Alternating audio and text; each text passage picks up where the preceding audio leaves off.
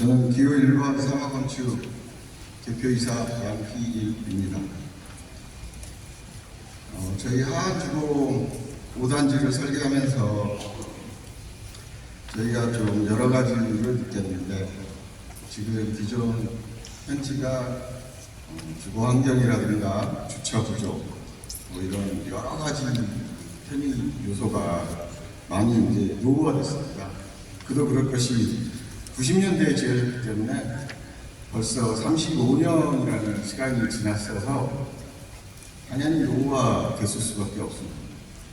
그래서 저희는 이걸 어떻게 좀 혁신적으로 바꿔야지 미래의 아파트로 갈 수 있는 게 될 수 있을까라는 데 고민을 좀 많이 했습니다.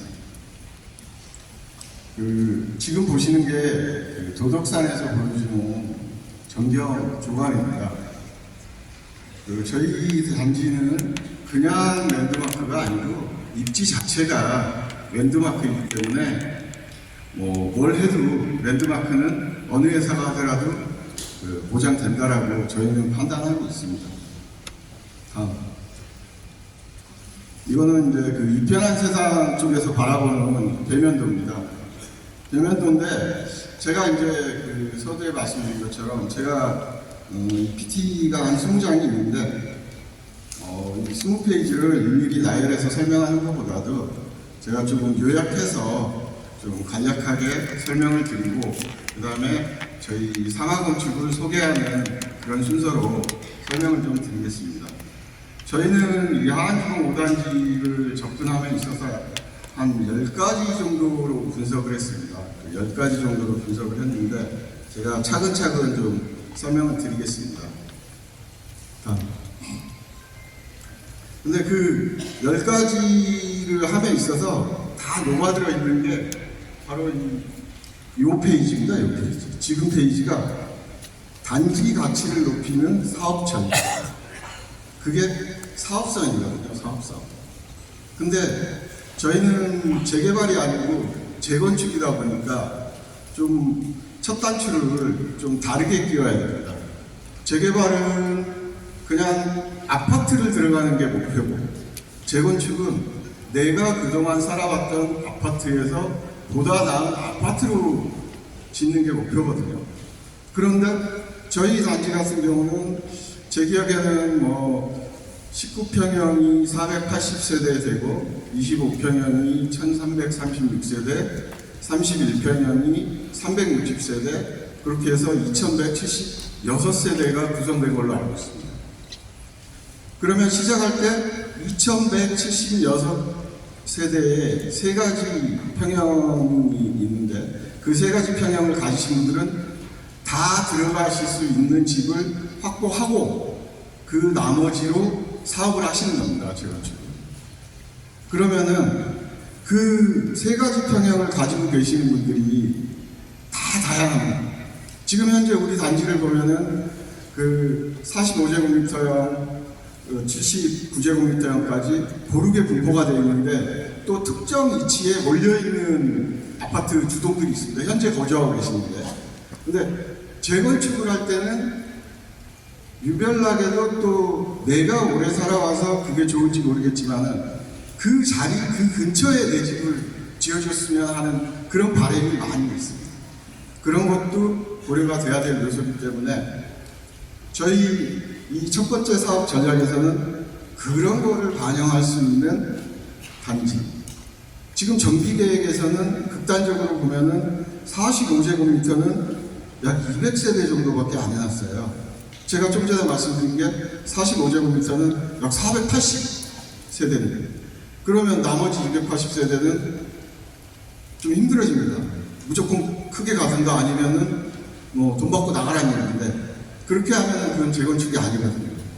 그런데 저희가 어떻게 접근을 했냐면은, 기존에 거주하고 계시는 평형은 같이 가거나 높게 갈 수 있게 100% 수요는 만족을 해야만이 우리가 설계자로서 자랑을 할 수 있겠구나, 그리고 자신있게 어떤 이야기를 할 수 있겠구나, 이런 생각을 좀 많이 해가지고 그 부분을 좀 집약적으로 제가 설명을 드리도록 하겠습니다. 다음.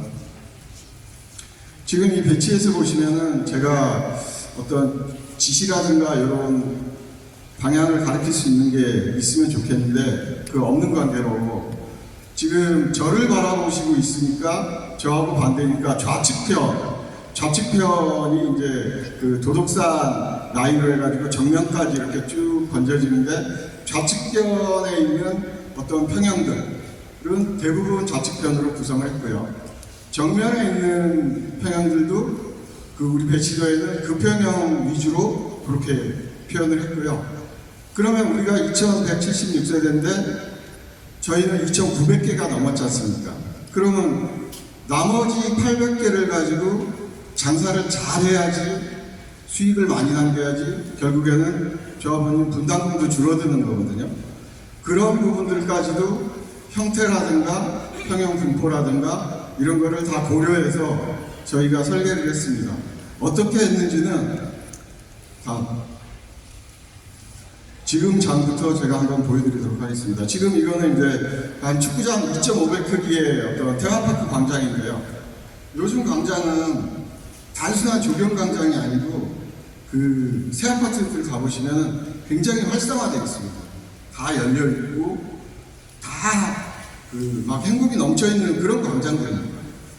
그게 우리 도덕산의 그런 자연 환경이라든가 이런 거를 유입하는 게 아니고 그냥 도덕산이 자연스럽게 내 거가 될 수 있는 그런 그 산책로라든가 이런 부분들을 저희가 요소 많이 구성을 해놨습니다. 지금부터 설명드리는 게 사실은 저희 산업건축이 제안하고자 하는 핵심입니다. 지금 3,000세대급 대형 아파트들은 굉장히 다양하게 있습니다. 특히 한강변이라든가 어떤 숲속, 우리는 숲세권이라고도 합니다. 학교 근처가 있는 걸 학세권이라고도 하는데 저희는 이제 뭐 초등학교도 품었기 때문에 초품화 아파트도 됩니다. 이 대형 단지들의 특징을 보면은 굉장히 다양한 평면이 구성이 되어 있습니다. 근데 그 다양한 게 우리가 못 가는 거냐? 다 조합원님들이 가시는 다양한 평면으로 구성이 되어 있습니다. 또 조합원님들 마음에 드는 거는 일반 분양자들 마음에 들거든요. 그런 부분을 우리가 고민을 했을 때 첫 번째로는 기본적으로 남양은 확보가 돼야 돼요. 첫 번째. 그 다음에 두 번째로는 그 소형 평형이라고는 하지만은 이 소형 평형을 어떻게 하면 보다 더 넓게 쓸 수 있을까? 전용 면적은 사실 정해져 있습니다.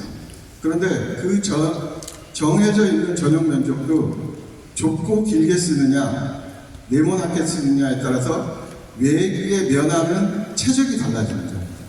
그런 최적을 확보하기 위해서 계단 실형이라든가 삼면 발코니라든가 그 중첩되는 테라스라든가 이런 여러 가지 설계 기법을 저희가 넣어놨습니다. 이거는 지속적으로 제가 설명을 드릴 내용이니까요. 그 다음에 두 번째는 금방 말씀드린 것처럼 이제 3명 개방형 주택을 저희가 설계를 많이 해놨는데 3명 개방은 기본적으로 같은 평형 대비 2평 이상을 더 서비스 면적으로 가져가실 수가 있습니다. 그래서 3명 개방은 굉장히 유리하다고 볼 수가 있고요.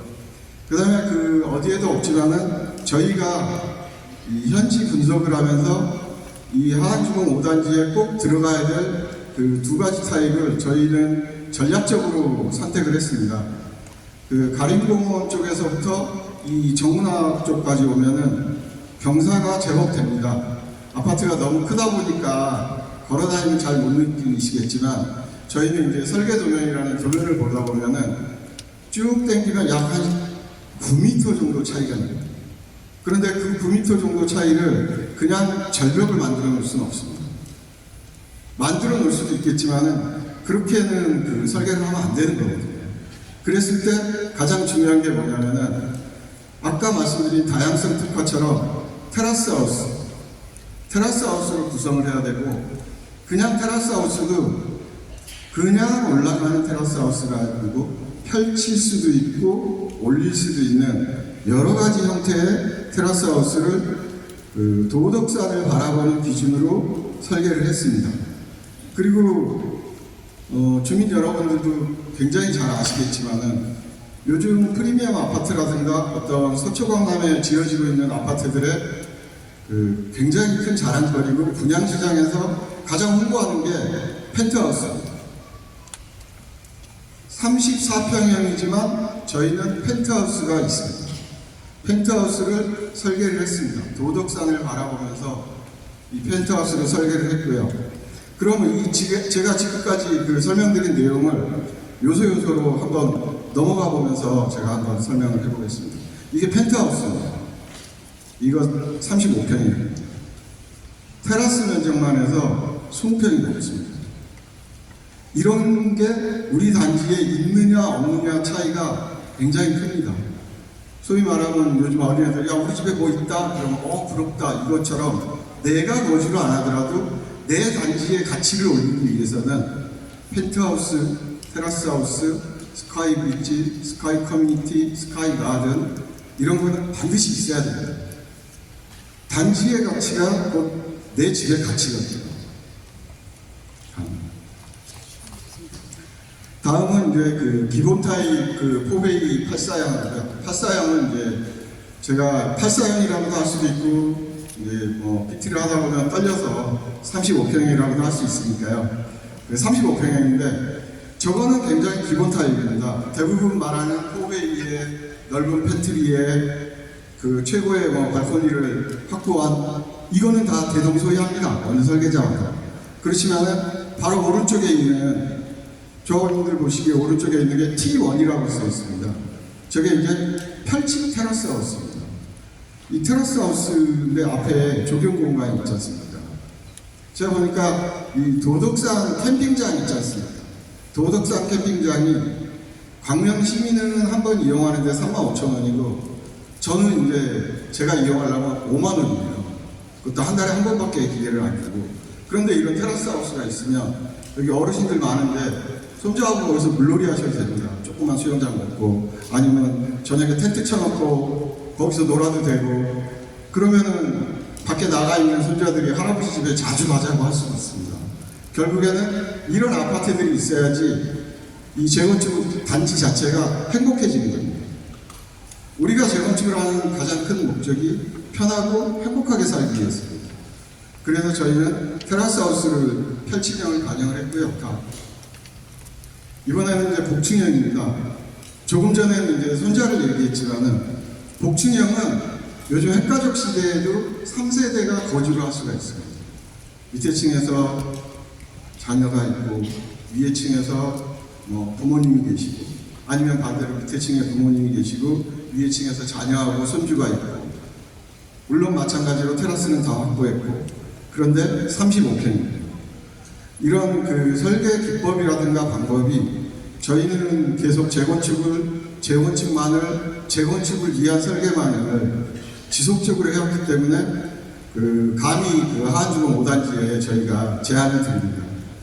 그리고 그 옆에 있는 게 이제 31평형인데 그냥 일반 포베이 타입의 3명 개방뿐만이 아니고 적층 테라스 발코니로 디자인 포인트도 주면서 서비스 면적도 더 확보한 설계를 했습니다. 다음은 그 25평형 아파트입니다. 25평형 아파트는 그 기본 타입으로 저희가 그 포베이에 뭐 팬트리하고 테라스 확보 이런 걸 넣어놨지만 실질적으로 아까 맨 처음에 말씀드린 것처럼 저희는 5가지 형태의 18개 타입의 단위 세대가 있습니다. 지금 저희가 보여드리는 게 지면이 부족한 관계로 다 못 보여드릴 뿐입니다. 그 중에서도 좀 대표적인 거 아니면 가장 표준적인 거를 골라서 드렸는데 더 특화된 그 단위 세대도 18가지 중에 이제 들어있다고 말씀을 드립니다. 그 다음에 이제 오른쪽에 있는 게 49제곱미터입니다. 49제곱미터는 지금 보시면 제일 편하게 가실 수 있는 분들이 19평, 20평이니까 지금 현재 19평, 20평 거주하시는 분들이 모두 다 가실 수 있도록 그 3면으로 컴팩트한 그 발코니 계획을 했습니다. 전용 면적은 정해져 있지만 서비스 면적은 내가 밖에 얼마나 붙어 있느냐에 따라서 면적의 크기가 달라집니다. 그런 부분을 저희는 집중적으로 이번 설계를 하면서 조합원님들에게 제안을 드립니다. 이거는 시그니처 랜드마크라고 저희가 이제 명명은 했습니다. 그렇지만 제가 초입에 말씀드린 것처럼 저희는 이 단지 자체가 랜드마크이기 때문에 이 단지 자체에 있는 랜드마크 안에서도 가장 도드라지게 빛나는 동으로 이렇게 생각하시면 좋겠습니다. 이거는 좀 설명을 드려야 될 것 같은데, 요즘은 이제 랜드마크라고 하면은 멀리 보이는 거, 높이 보이는 거, 그것만 좀 알고 계시는 분들이 많습니다. 그렇지 않습니다. 거리가 활성화돼서 랜드마크가 되어 있는 경우도 있습니다. 예를 들어 판교역 옆에 있는 에비뉴 프랑 같은 경우는 낮은 상가가 집중화되어 있는데 그 에비뉴 프랑 자체가 랜드마크입니다. 우리 가로 공간에서 손님들을 충분히 유입할 수 있는 그런 이미지를 보여줄 수 있는 그런 설계를 했습니다. 그리고 저희가 자신있게 말씀드릴 수 있는 스카이 커뮤니티입니다. 저희가 스카이 커뮤니티에는 그냥 스카이 커뮤니티라고 하면은 저게 이제 높이 있는데 단순 전망대인가, 그렇지 않습니다. 스카이 커뮤니티 앞에는 자그마치만은 인피니티 풀이 있고요, 카페가 있고, 우리 손님들이 오면은, 특히 친인척들이 오면 내 집은 작은데 우리 단지에서 재울 수 있는 게스트하우스가 있습니다. 이 45층 높이에서 친인척들이 와가지고 주무시고 간다라고 한번 상상을 해보십시오. 얼마나 좋겠습니까? 이게 지금 안 지어진 게 아니고 현재 지어져서 운행되고 있는 개포자이가 있고요. 지금 많이 설계를 하고 있는, 현재 철거하고 착공하고 있는 단지들도 서울에는 벌써 한 10개가 넘습니다. 그런데 저희가 광명 최초지 않습니까? 사실은 최초가 제일 불편하고 불안합니다. 남들 가는 거 보고 좀 따라가면 좋겠는데 그렇지 못하잖아요. 그런데 저희가 이걸 자신있게 제안하는 이유는 저희가 재건축 전문을 하면서 이런 최초를 많이 해봤기 때문에, 저희가 지금 반포에 있는 아파트도 하고 있는데 그거는 도시계획도로 한수로변을 넘어가는 스카이 브릿지를 설계를 했는데 그거는 대한민국 최초입니다. 그거 지금 사업시행 인가까지 다 무리 없게 받아서 현대건설이 지하층 공사 거의 다 끝나고 아마 내년 하반기 되면 스카이 브릿지가 유용을 드러낼 걸로 그렇게 공정으로 생각하고 있습니다. 그다음 명품 아파트는 아까 말씀드린 스카이 브릿지라든가 이런 커뮤니티, 그다음에 이 연도형 프리미엄 상가, 우리 연도형 프리미엄 상가는 반드시 저 위치에 가야 되는데 그 뒤에 있는 이편한 세상 2800세대 수요까지도 흡수할 수가 있는 위치여야 됩니다. 그래서 앞에 광장을 넣고 연도형 상가를 배치했습니다. 좀 시간이 부족해가지고요. 요즘 주차장은 기본적으로 대형을 주차하고 저희 마찬가지로 세대당 6.66대를 확보했습니다. 지금 요즘 주차장에 들어있는 전기자동차 화재 때문에 이런 문제가 많아서 전기자동차를 소유하고 계시더라도 완벽하게 화재 차단을 할 수 있는 시스템을 넣었고요. 그 다음에 지금처럼 극한오류를 방지하기 위한 침수 방지 시스템도 도입했습니다. 한 1분 정도 남았는데요. 지금까지 제가 말씀드린 거를 어떤 회사가 할 수 있느냐를 제가 한번 설명드리겠습니다. 저희 사마건축은 올해 창사 27주년이 됩니다. 창사 27년 동안 오로지 재건축만을 했습니다. 조합원님들 보시기에 좌측 상단에 있는 게 조금 전에 말씀드렸던 단군 이래 최대 재건축 사업비 14조에 위로 올려주세요. 이전 페이지 좀 띄워주세요. 네, 10초 남았습니다. 정리해 주시기 바랍니다. 저희 사마건축은 단군 이래 최대 재건축부터 시작해가지고 수천 세대의 재건축 현장을 지금 현재도 진행하고 있고 앞으로도 진행하겠습니다. 조합원님들은 이제 가장 좋은 신탁사를 뽑으셨으니까 가장 재건축 잘하는 저희 기호 1번 사마건축을 선택해 주시기 바랍니다. 감사합니다. 네. 제가 저희 시기에다 20분을 정확히 재서 하는 거니까요. 공정하게 진행하도록 하겠습니다.